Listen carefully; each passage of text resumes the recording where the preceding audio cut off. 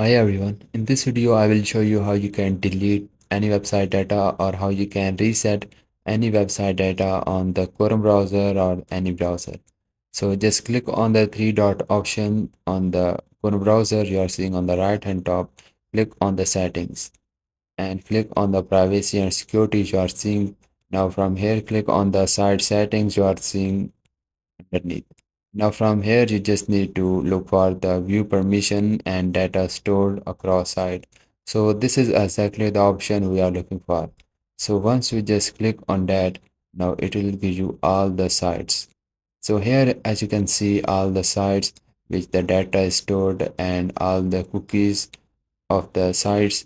So you just need to click on the delete option. Here you can see delete site data and permission, all the sites under it and its installed app, its cookies, its all data of the website. Simply click on the delete and now the website data is cleared. This is how you can delete the any website data. If you find this video helpful, so please like it because this is only motivation for me, and I will see you guys in the next video. Bye bye.